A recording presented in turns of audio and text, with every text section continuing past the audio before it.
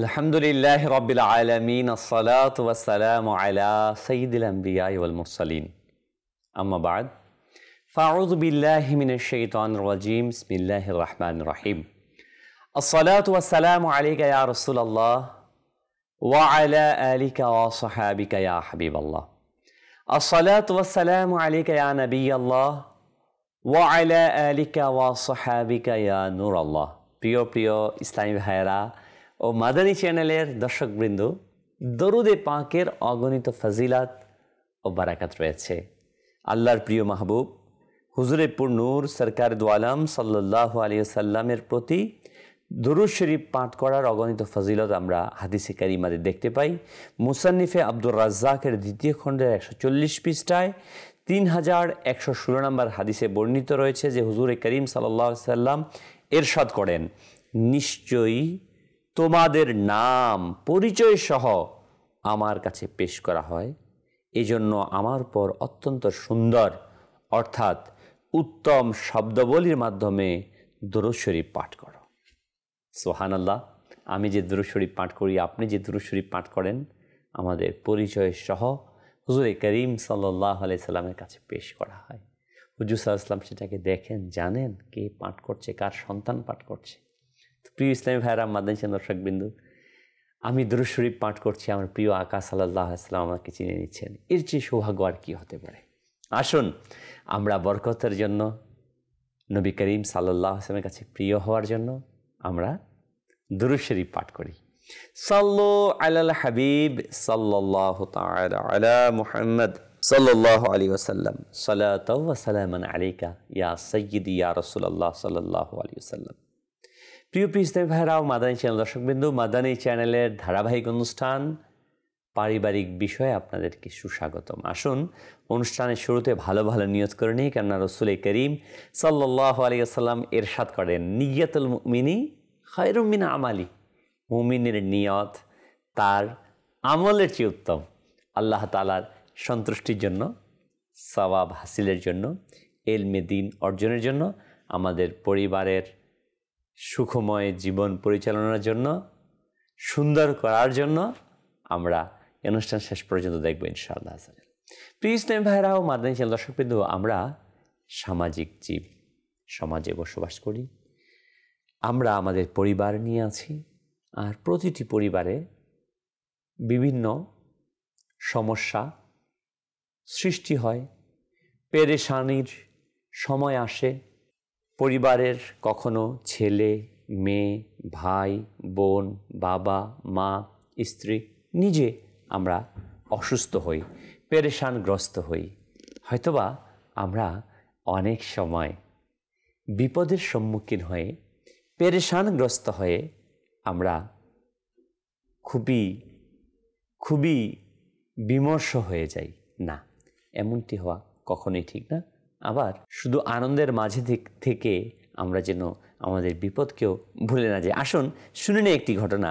এক বাদশা নিজের ওজিরকে বলল, আমাকে এমন কোনো বিষয় লিখে দাও যে যখন আমি তা চিন্তাগ্রস্ত অবস্থায় দেখব, যাতে আমার খুশি লাগে, আমি আনন্দিত হয়ে যাই। আবার যখন আমি খুশি অবস্থায় দেখব, তখন যেন চিন্তিত হয়ে যাই। বিষয়টি কেমন টাফ না? আপনার কাছে কি এমন কোনো বিষয় আছে যে আপনি চিন্তাগ্রস্ত আছেন, এটা দেখবেন তো আনন্দিত হয়ে যাবেন, বা আনন্দের মাঝে আসেন, সেটা দেখার পর আপনি পেরেশানি পড়ে যাবেন। তখন ওই বুদ্ধিমান উজির কি করলো? এরকমই একটি লেখা প্রদান করলো। সেটা কি ছিল? ওই বুদ্ধিমান উজির বাদশাকে একটি পত্র লিখলো, যাতে লেখা ছিল, এ সময়ে চলে যাবে। অর্থাৎ এই পত্র সবসময় বাদশার কাছে রাখতেন। তিনি যখন খুশি অবস্থাটা দেখতেন, তখন তিনি এটা চিন্তা করতেন, চিন্তিত হয়ে যেতেন যে খুশির দিন অচিরেই শেষ হয়ে যাবে। তিনি বেদনায় চলে যেতেন। আবার যখন সে আনন্দিত থাকতেন, এটা দেখতেন, তিনি ভাবতেন এই সময় একদিন থাকবে না, অর্থাৎ বেদনা চলে আসবে। তিনি তখন সেই অবস্থায় চলে যেতেন। প্রিয় ইসলামী ভাইয়েরা ও মাদানী চ্যানেল দর্শকবিন্দু, এই পৃথিবীটা একটি পরীক্ষার ঘর। এই পরিবার, এই ফ্যামিলি একটা পরীক্ষার স্থান। এখানে সুখ দুঃখ আসবেই, এটা একটি সহজজাত বিষয়, একেবারে স্বাভাবিক বিষয়। যে কোনো পরিবারের মাঝে পেরেশানি আসবেই। মেঘ দেখে তুই করিস নে ভয়, আড়ালে তার সূর্য হাসে। হ্যাঁ, আমরা যেন বিপদ দেখে ভীত সন্ত্রস্ত না হই, পেরেশানগ্রস্ত না হই। বিপদের পরেই স্বস্তি আছে। প্রিয় ইসলামী ভাইরা, সুবহানাল্লাহ সুবহানাল্লাহ। ধৈর্য যদি আমরা ধরতে পারি, আমাদের পরিবারে যে কোনো পেরেশান আসবে, এটাই স্বাভাবিক, এটাই অতি সত্য কথা। কিন্তু যদি আমরা ধৈর্য ধারণ করতে পারি, ধৈর্য ধরি, তাহলে এটা এক অমূল্য সম্পদ রয়েছে। আমার পরিবারে যখন আমাদের সন্তান সন্ততি, ছেলে মেয়ে অসুস্থ হবে অথবা আয় রোজগার করে বিভিন্ন ধরনের পেরেশানগ্রস্ত হয়ে যাই আমরা, তখন আমাদের কাজ হচ্ছে ধৈর্য ধারণ করা। কেননা হযরতে সাইয়্যিদুনা দাউদ আলা নবিয়িনা ওয়া আলাইহিস সালাতু ওয়াস সালাম আল্লাহ পাকের দরবারে আরজ করলেন, হে আমার প্রতিপালক, যে ব্যক্তি তোমার সন্তুষ্টি অর্জনের জন্য মুসিবতের সময় ধৈর্য ধারণ করে, ওই পেরেশান এবং চিন্তাগ্রস্ত ব্যক্তির প্রতিদান কি? শুনে নিন। যারা আমরা পেরেশানগ্রস্ত আছি, ফ্যামিলিতে পেরেশান নিয়ে আছি, অসুস্থতা নিয়ে পেরেশান আছি, আয় রোজগার কম পেরেশানিতে আছি, ছেলে মেয়ে অসুস্থ পেরেশানিতে আছি, নিজে অসুস্থ পেরেশানিতে আছি, বিভিন্ন পারিপার্শ্বিক কারণে পেরেশান আছি, তারা শুনুন যে আপনি ওই ব্যক্তিকে কী দান করবেন যে পেরেশানগ্রস্ত মুসিবতের সময় ধৈর্য ধারণ করে। তখন আল্লাহ পাক ইরশাদ করলেন, আমি তাকে ঈমানের পোশাক পরিধান করাবো এবং কখনো তা খুলব না। সুবহানাল্লাহ, ঈমানের পোশাক পরিয়ে দিবে। শুনুন। হ্যাঁ প্রিয় ইসলামী ভাইরা ও মাদানী চ্যানেল দর্শকবৃন্দ, আল্লাহ সুবহানাহু ওয়া তাআলা ধৈর্যের ফজিলত সম্পর্কে কোরআনের বিভিন্ন জায়গাতে ইরশাদ করেছেন। আপনার পারিবারিক পেরেশানগ্রস্ত রয়েছেন, অর্থনৈতিক পেরেশানগ্রস্ত রয়েছেন, পরিবারে বিভিন্ন কিছু নিয়ে পেরেশান, যদি আপনি ধৈর্য ধরেন, আল্লাহ তাবারক ওয়া তাআলা কি আপনাকে প্রদান করবে। সুবহানাল্লাহ। সূরা নাহাল এর ৯৬ নম্বর আয়াতে আল্লাহ ইরশাদ করেন, আর নিশ্চয়ই আমি ধৈর্য ধারণকারীদেরকে তাদের ওই পুরস্কার দেব যা তাদের সর্বাধিক উত্তম কাজের উপযোগী। সুবহানাল্লাহ সুবহানাল্লাহ। এখানেই সীমাবদ্ধ না। আল্লাহ তাবারক ওয়া তাআলা সূরা আলে ইমরানের ১৪৬ নম্বর আয়াতে ইরশাদ ফরমান, বিসমিল্লাহির রহমানির রহিম, ওয়াল্লাহু ইউহিব্বুস সাবিরিন। আল্লাহ তাআলা বলেন, আর ধৈর্যশীলদেরকে আল্লাহ তাআলা ভালোবাসেন। কোরআনে পাকের সূরা আনফাল এর ৪৬ নম্বর আয়াতে আল্লাহ তাআলা ইরশাদ ফরমান, অসবিরু ইন্নাল্লাহা মাআস সাবিরিন। আর ধৈর্য ধারণ করো, নিশ্চয়ই আল্লাহ ধৈর্যশীলদের সাথে আছে। হে পরিবারের অভিভাবক, হে বাবা আপনি পেরেশানগ্রস্ত, হে মা আপনি পেরেশানগ্রস্ত, হয়তোবা আপনার সন্তান কথা শুনছে না, আপনি পেরেশানগ্রস্ত হয়ে গিয়েছেন, হয়তোবা আয় রোজগার হচ্ছে না, পেরেশানগ্রস্ত হচ্ছে না, ধৈর্য ধারণ করুন। পেরেশানির পরে স্বস্তি রয়েছে। আল্লাহ তাবারক ওয়া তাআলা কোরআনে সূরা কাসাস এর ৫৪ নম্বর আয়াতে আরো ইরশাদ ফরমান, তাদেরকে প্রতিদান ২ বার দেয়া হবে তাদের ধৈর্যের বিনিময়ে। সুবহানাল্লাহ সুবহানাল্লাহ। প্রিয় ইসলামী ভাইরা, মাদানী চ্যানেল দর্শকবৃন্দ, ধৈর্যের এত প্রতিফলন, এত বিনিময় আল্লাহ তাআলার কাছে, তারপরে আমরা পেরেশানগ্রস্ত হব না। ধৈর্য ধারণ করি। পেরেশান আসছে, ধৈর্য ধারণ করি। সমস্যা আসছে, ধৈর্য ধারণ করি। হ্যাঁ, সাদরুল আফাদিল আল্লামা সৈয়দ নাঈমুদ্দিন মুরাদাবাদী আলাইহি রাহমাতুল্লাহি আলাইহি এই আয়াতে কারিমাগুলোর আলোকে বলেন, হযরতে আলিউল মুরতাজা কাররামাল্লাহু ওয়াজহাহুল করিম বলেন, প্রত্যেক নেককারের নেকি পরিমাণ করা হবে শুধুমাত্র ধৈর্যশীলগণ ব্যতীত। অন্যান্য সকল নেকের নেকি ওজন দেওয়া হবে, কিন্তু ধৈর্যশীলদের নেকি কোনো পাল্লা নেওয়া হবে না। সুবহানাল্লাহ। পরিমাণ করা হবে না, তাদেরকে ধারণাবিহীন বিনা হিসেবে দেয়া হবে। আর এটাও বর্ণিত আছে মুসিবত বিপদগ্রস্তদের উপস্থিত করা হবে, তাদের জন্য মিজানও দাঁড় করানো হবে না, অর্থাৎ ওজন দেওয়া হবে না, এবং তাদের জন্য আমলনামার খাতাও খোলা হবে না। তাদের উপর প্রতিদান সওয়াবের অবিরাম বর্ষণ হতে থাকবে। হায় হায় হায়, এমনকি দুনিয়াতে সুখে শান্তিতে জীবন অতিবাহিতকারীরা তাদেরকে এই অবস্থায় দেখে আকাঙ্ক্ষা করবে, হ্যাঁ হায় আমরা মুসিবতগ্রস্ত অন্তর্ভুক্ত হতাম, আমাদের শরীর যদি কাশি দিয়ে কাটা হতো কিয়ামতের দিন। এই আকাঙ্ক্ষা করবে যারা মুসিবত ছিল, ধৈর্য ধারণ করেছিল, তাদের যখন বিনিময়ে দেখবে মানুষ। প্রিয় ভাই, সুবহানাল্লাহ, এখনই কি আমরা আনন্দিত হব না? আল্লাহ তাআলা দিয়েছে। আপনি যদি ধৈর্য না ধরেন, হায় হুতাশ করছেন, পেরেশান হয়ে যাচ্ছেন, প্রিয় ইসলামী ভাই, প্রিয় ইসলামী বোন, আপনি কি ভাবেন আপনার পেরেশান দূর হয়ে যাবে? না, কিছুটাও কমবে না। তাহলে কেন অধৈর্য হচ্ছেন? অধৈর্য হয়ে কেন আল্লাহ তাআলার পুরস্কার থেকে দূরে চলে যাচ্ছেন?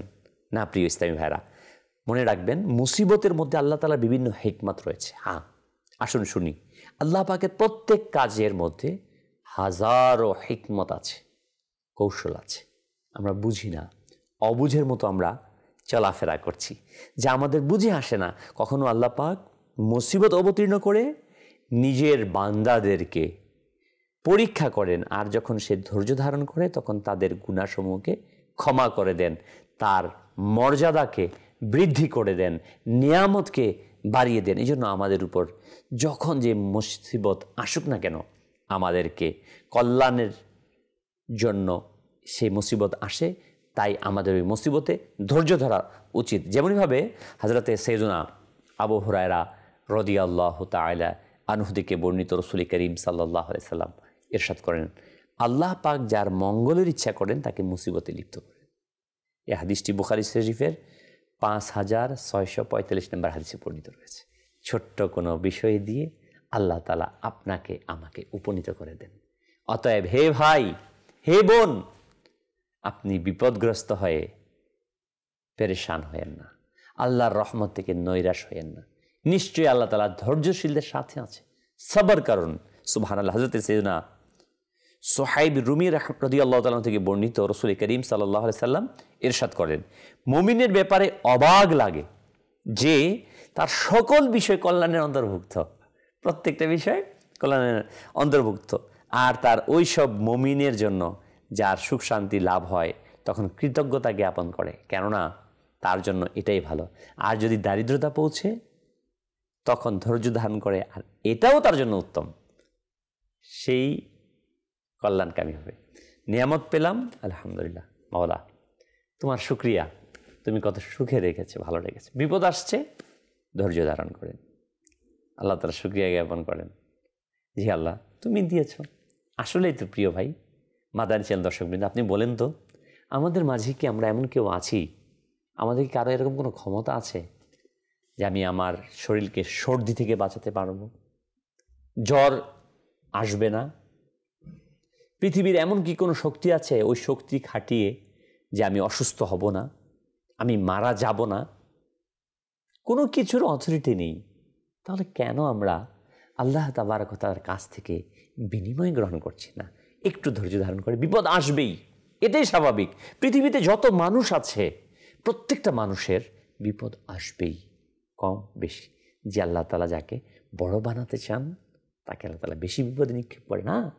নবীগণ আলাইহিমুস সালাতু ওয়াস সালাম যে জীবনী আমরা শুনেছি, হযরত ইব্রাহিম আলাইহিস সালাম কত সম্মানিত একজন নবী, তাকে আগুনের মধ্যে নিক্ষেপ করা হয়েছে।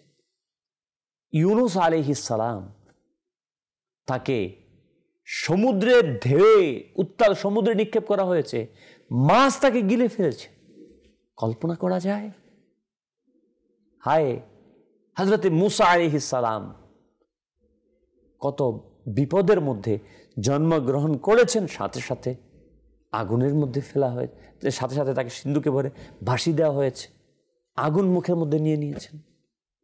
আমাদের প্রিয় আকা মাদানী আল মুস্তাফা সাল্লাল্লাহু আলাইহি সাল্লামের কষ্ট অবর্ণনীয় কষ্ট রয়েছে। প্রিয় ইসলামী ভাইয়েরা, ধৈর্য ধরুন, পেরেশানগ্রস্ত হবেন না।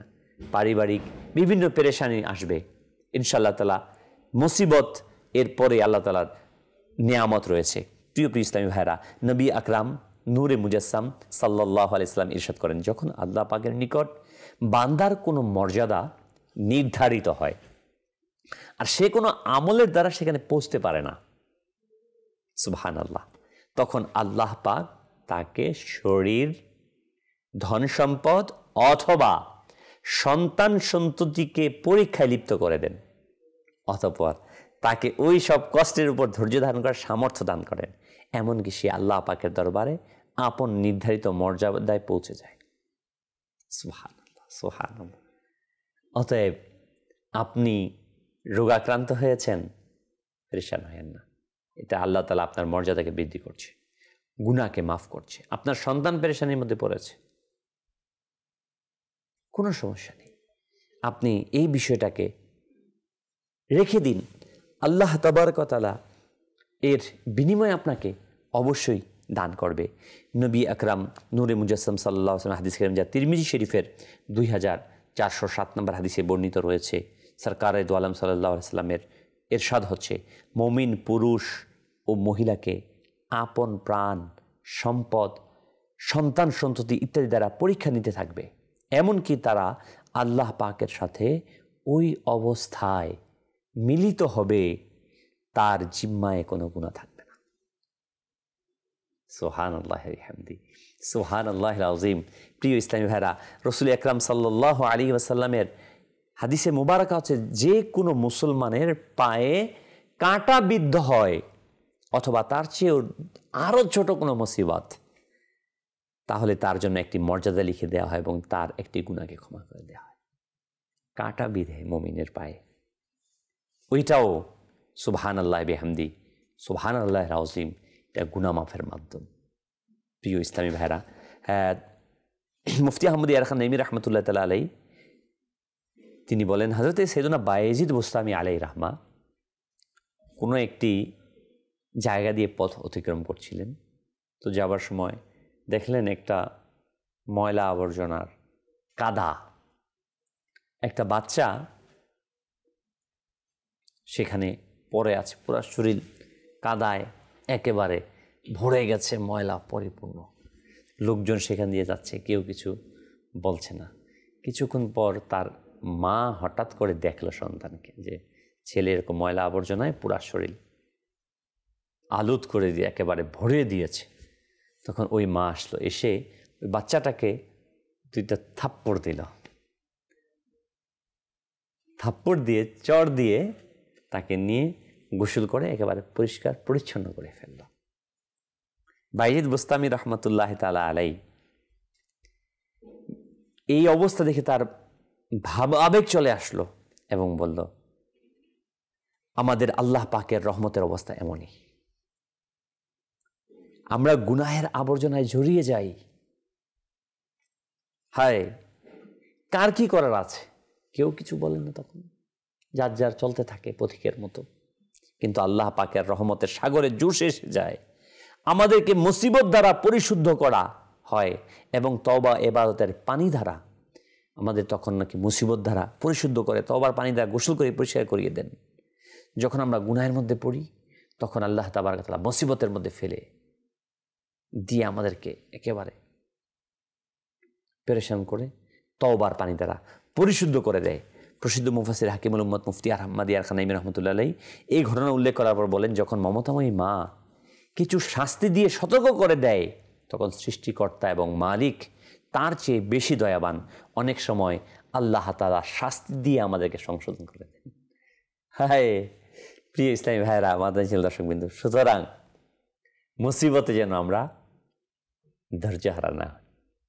আল্লাহ অনেক দয়ালু, আল্লাহ তাআলা তার সিস্টেমটাকে আমাদের মাঝে দিয়ে রেখেছেন। আমরা এই আচরণগুলো করি, অনেক কিছুই তার প্রতিফলন ঘটায়, আমরা হয়তো বুঝতে পারছি না। প্রিয় ইসলামী ভাইয়েরা ও মাদানী চ্যানেল দর্শকবৃন্দ, মনে রাখবেন, সর্ব অবস্থায় যেন আমরা মুসিবত আসলে অপেক্ষা করুন। মুসিবতের আঘাতের সময় অতিক্রমের অপেক্ষা করা উচিত। আজ দুঃখ কষ্টের মেঘ ছেয়ে আছে, ভরসা রাখলে ইনশাআল্লাহ খুশির বর্ষণ হবেই। আজ মুসিবত বেষ্টনী করে রেখেছে, ভরসা রাখুন, সহজতার পথ সুগম হবে। যেভাবে খুশির সময় চলে গিয়েছে ওইভাবেই মুসিবতের সময়ও চলে যাবে। আল্লাহ তাবারক ওয়া তাআলা বলেন, ইন্না মাআল উসরি ইউসরা, নিশ্চয়ই কষ্টের সাথে স্বস্তি রয়েছে। সমস্যা আছে, পেরেশানির মধ্যে আছেন, স্বস্তি আছে। অতএব ধৈর্য ধারণ করুন। পরিবারের পেরেশান নিয়ে আমরা যেন পেরেশানগ্রস্ত না হই। প্রিয় প্রিয় ইসলামী ভাইরা ও মাদানী চ্যানেল দর্শকবৃন্দ, মনে রাখবেন মুসিবতের যে কারণ এটা আমাদের কৃতকর্ম। হ্যাঁ, আমাদের আমলগুলোই আমাদের কাছে এসেছে। যেমনিভাবে কোরআনে পাকের সূরা আশ-শুরা এর 30 নম্বর আয়াতে আল্লাহ তাআলা ইরশাদ ফরমান, বিসমিল্লাহির রহমানির রহিম, ওয়ামা আসাবাকুম মিন মুসিবাতিন ফাবিমা কাসাবাত আইদিকুম ওয়া ইয়াফু আন কাসীর। আর তোমাদের কাছে যে মুসিবত পৌঁছে তা ওই কারণে যা তোমাদের হাত অর্জন করেছে, এবং অনেক কিছু তিনি ক্ষমা করে দেন। আল্লাহ তাআলা আসলেই অসংখ্য বিষয়কে আল্লাহ তাআলা ক্ষমা করেন। আমরা নামাজ পড়ছি না, রোজা রাখছি না, আল্লাহ তাআলার নাফরমানি করছি, বেহায়াপনা করছি, পিতার হক আদায় করছি না, মায়ের হক আদায় করছি না, সন্তানের হক আদায় করছি না, প্রতিবেশীর হক আদায় করছি না, আল্লাহ তাআলার হকগুলোকে নষ্ট করছি, কুদৃষ্টি দিচ্ছি, মিথ্যা বলছি, গীবত করছি, চগলখুরি করছি, তারপরেও আল্লাহ তাবারক ওয়া তাআলা আমাদের অসংখ্য বিষয়গুলোকে তিনি ক্ষমা করে দিচ্ছেন। জি প্রিয় প্রিয় ইসলামী ভাইরা ও মাদানী চ্যানেল দর্শকবৃন্দু, আমরা এই কোরআনে পাকের আয়াতে কারিমার মাধ্যমে জানতে পারলাম যে আমাদের কাছে যা আসছে এটা আমাদের হাতের কামাই। অতএব আল্লাহ তাবারক ওয়া তাআলা পক্ষ থেকে যদি কোনো মুসিবত এসে যায়, অধৈর্য প্রকাশ করা উচিত না, বরং এগুলো হচ্ছে আমাদের গুনাহের মাপের মাধ্যম। প্রিয় ইসলামী ভাইরা ও মাদানী চ্যানেলের দর্শকবৃন্দ, আমাদের যখন আমাদের পরিবারের মাঝে কোনো পেরেশানি চলে আসে, সমস্যা চলে আসে, আপনি কল্পনা করুন সেই হযরতে ইমামে হুসাইন রাদিয়াল্লাহু তাআলার কথা। তিনি তার স্ত্রী, ছেলে, মেয়ে, পরিবার পরিজন সবাইকে নিয়ে যখন কারবালাতে হাজির হয়েছিলেন, যখন 22,000 সৈন্য তাদেরকে আবদ্ধ করে রেখেছিল, যে নবী সাল্লাল্লাহু আলাইহি ওয়াসাল্লামের সাদকায় আল্লাহ তাআলা সকল কায়নাতকে সৃষ্টি করেছেন, সেই নবী পরিবারের জন্য ফোরাতের নদীর পানিকে বন্ধ করে দেওয়া হয়েছিল, তাদেরকে শহীদ করা হলো। তাদের পরিবারের মহিলাগণ, একমাত্র বালক হযরতে জাইনুল আবেদিন ছাড়া কোনো পুরুষ বেঁচে ছিল না। ওই পবিত্র পুত পবিত্র নারীরা যারা কখনো বেপরদায় ছিল না, তাদের উপর বেপরদার মধ্যে তাদেরকে কত কষ্ট দিয়ে দিয়ে সেখান থেকে নিয়ে যাওয়া হয়েছিল। তাদেরকে সেখানে নিয়ে জেলখানাতে বন্দি করে রাখা হয়েছিল। হ্যাঁ, কেমন মুসিবত, পুরো পরিবারের উপর কীভাবে মুসিবত গিয়েছে, শহীদ হয়ে গিয়েছে। একদিকে ইমামে হুসাইনে পাক রাদিয়াল্লাহু তাআলা, হযরত আলী আকবর, আলী আসগর রাদিয়াল্লাহু তাআলা আজমাইন সকলে শহীদ হয়ে গিয়েছেন। স্বামী, ভাই, ছেলে সব শহীদ হয়ে গিয়েছে। তারা কীভাবে ধৈর্য ধারণ করেছিলেন একটু কল্পনা করেছেন? আজকে আমার ছেলে, মেয়ে কেউ ইন্তেকাল করলে, কেউ চলে গেলে আমরা অধৈর্য হয়ে যাই। কোনো ব্যবসার সমস্যা হলে অধৈর্য হয়ে যাই। কোনো পেরেশানি চলে আসছে আমাদের পরিবারে, অধৈর্য হয়ে যাই। আয় রোজগার কমে গেলে অধৈর্য হয়ে যাই। কারো মাধ্যমে কোনো আক্রান্ত হলে, বিপদ চলে আসলে অধৈর্য হয়ে যাই। না না, অসুস্থ হয়ে গেলে, রোগ এসে গেলে আমরা অধৈর্য না। আল্লাহ তাবারক ওয়া তাআলা ধৈর্যশীলের সাথে আছেন। বিপদ চলে যাবে, এই সময় একদিন চলে যাবে, এই বিপদ চলে যাবে। আপনার পরিবারের প্রতি দৃষ্টি দিন, নজর দিন, সন্তানদেরকে প্রশিক্ষণ দিন। হ্যাঁ প্রিয় প্রিয় ইসলামী ভাইরা ও মাদানী চ্যানেলের দর্শকবৃন্দু, তাজেদারে রিসালাত শাহিন শাহিন নবুওয়াত সাল্লাল্লাহু আলাইহি ওয়াসাল্লাম ইরশাদ করেন, আল্লাহ পাকের রাস্তায় আমাকে যেভাবে কষ্ট দেয়া হয়েছে সেভাবে অন্য কাউকে কষ্ট দেয়া হয়নি। যখন কাফেরদের পক্ষ থেকে আসা কষ্ট সীমা অতিক্রম করত, তখন আল্লাহ পাক আপন মাহবুব সাল্লাল্লাহু আলাইহি ওয়াসাল্লামের মনোতৃষ্টি এবং প্রশান্তি দানের জন্য আয়াতাবর্ণিত করতেন, যাতে পূর্ববর্তী আম্বিয়া কেরাম আলাইহিস সালামের উপর আগমনকারী মুসিবত এবং পেরেশানি, তাদের সাথে অসদাচরণ যারা করত, তাদের ধ্বংসের আলোচনা হতো। যেমন আল্লাহ তাবারক ওয়া তাআলা ইরশাদ ফরমান, আর আপনার পূর্বেও বহু রসুলকে অস্বীকার করা হয়েছে, তখন তারা ধৈর্য ধারণ করেছিলেন। এই অস্বীকার করা ও কষ্ট পাওয়ার উপর যে পর্যন্ত তাদের নিকট আমার সাহায্য এসেছে। প্রিয় ইসলামী ভাইরা, আল্লাহর নবী সরকার দু আলম সাল্লাল্লাহু আলাইহি সাল্লামের উপর বিভিন্ন পেরেশানি এসেছে। হ্যাঁ, আমরা শুনেছি। প্রিয় ইসলামী ভাইরা ও মাদানী দর্শকবৃন্দ, আমরা প্রিয় আকা সাল্লাল্লাহু আলাইহি সাল্লামের সেই পেরেশানির কথাগুলোকে স্মরণ করি, যিনি হচ্ছেন রাহমাতাল লিল আলামিন, দো জাহানের বাদশাহ, যার ওয়াসিলাতে আল্লাহ তাবারক ওয়া তাআলা এই কুল কায়নাতকে সৃষ্টি করেছেন, আপনাকে আমাকে সৃষ্টি করেছেন, এই লৌহে কালামকে সৃষ্টি করেছেন। হাদিসে কুদসিতে আল্লাহ তাআলা বলেন, এই মাহবুব, আমি যদি আপনাকে সৃষ্টি না করতাম তাহলে আমি আমার প্রভুত্বকে প্রকাশ করতাম না। সেই মাহবুব সরকারে দু আলম সাল্লাল্লাহু আলাইহি সাল্লাম এর কাছে কত পেরেশান এসেছে না? কিন্তু নবী করিম সাল্লাল্লাহু আলাইহি সাল্লাম প্রতিটি পেরেশানিকে হাসি মুখে বরণ করে নিয়েছেন। পৃথিবীতে প্রতিটি মানুষের কাছে পেরেশান আসবে, হ্যাঁ, পেরেশান আসবেই, সমস্যা আসবেই, মুশকিল আসবেই। কিন্তু আমাকে সেই মুশকিলগুলোকে, পেরেশানগুলোকে আমাকে মোকাবেলা করতে হবে হাসি দিয়ে। যদি আপনি প্রকৃত মুমিন হন, যদি আপনি অধৈর্য না হন, তাহলে এই পেরেশানগুলোর বিনিময়ে আল্লাহ তাবারক ওয়া তাআলা আপনাকে আমাকে অনেক বিনিময় দান করবে। অতএব আমরা আমাদের পরিবারের পেরেশান নিয়ে চিন্তিত না হই। সময় চলে যাবে, হ্যাঁ, এই সময়টা খুব শীঘ্রই চলে যাবে আমাদের কাছ থেকে। আমরা ইনশাআল্লাহ তাবারক ওয়া তাআলা সুখময় জীবনের মাঝে প্রবেশ করব। আল্লাহ সুবহানাহু ওয়া তাআলা আমাদের সবাইকে সে তৌফিক দান করুক। আলহামদুলিল্লাহ, মাদানী চ্যানেল এটাই চায় যেন আমরা প্রতিটি পরিবারের সুখময় জীবনযাপন করি। যখন কোনো পেরেশান আসে, ওই সময় আমরা চিন্তিত না হই, পেরেশানগ্রস্ত না হই। ধৈর্যের দামানকে ধরে নেই, ওই বাদশার মতো যে পেরেশানি এসেছে, আপনি মনে রাখেন এই সময়ে চলে যাবে। অতএব আপনি চিন্তিত হয়েন না। আবার যখন আনন্দের সময় আসে তখন বেশি উৎফুল্ল হয়েন না, কারণ এই সময়টি থাকবে না। প্রিয় ইসলামী ভাইরা ও মাদানী দর্শকবৃন্দ, আসুন আমরা পেরেশানগ্রস্ত হয়ে আমরা চিন্তিত না হই, সমস্যাগ্রস্ত হয়ে চিন্তিত না হই, মুসিবতে পতিত হয়ে চিন্তিত না হই, অভিযোগ না করি, মুচকি হাসি মুখে রাখার চেষ্টা করেন।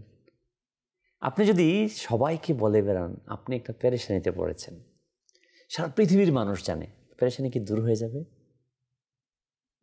আপনার মাথা ব্যথা করছে, ফর এক্সাম্পল, সারা পৃথিবীর মানুষকে আপনি সব চ্যানেলের মাধ্যমে জানিয়ে দিলেন, আমার মাথা ব্যথা করছে, ভালো হয়ে যাবে?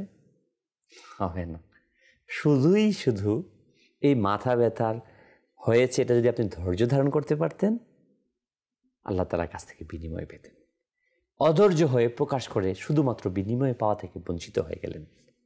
ঠিক অনুরূপভাবে পরিবারের আপনার সন্তানের দ্বারা সমস্যাগ্রস্ত হয়েছেন, ছেলে মেয়ের দ্বারা সমস্যাগ্রস্ত হয়েছেন, অর্থনৈতিকভাবে, সামাজিকভাবে, বিভিন্নভাবে আপনি পেরেশানগ্রস্ত হয়েছেন। ধৈর্য ধারণ করুন, সময় অতিবাহিত করুন। এ সময় চলে যাবে, পেরেশান চলে যাবে, আল্লাহ তাআলা আপনার মর্যাদাকে বাড়িয়ে দেবে। দাওয়াত ইসলামী এটাই চায় যেন আমরা প্রতিটি ক্ষেত্রকে মোকাবেলা করে, পরিস্থিতির মোকাবেলা করে সামনের দিকে অগ্রসর হই। আমরা আমাদের ব্যক্তি জীবনটাকে, পারিবারিক জীবনটাকে, সামাজিক জীবনটাকে, রাষ্ট্রীয় জীবনটাকে সুখময় করতে পারি। এটা তখনই সম্ভব হবে যখন আমরা ধৈর্যের বাঁধনকে ধরে রাখতে পারব। আল্লাহ সুবহানাহু ওয়া তাআলা আমাদের সকলকে সেই তৌফিক দান করুক। আমিন। বিজাহিন নবীল আমিন সাল্লাল্লাহু তাআলা আলাইহি ওয়াসাল্লাম। মাদানী চ্যানেল দেখতে থাকুন। সাল্লু আলাল হাবিব সাল্লাল্লাহু তাআলা আলা মুহাম্মদ।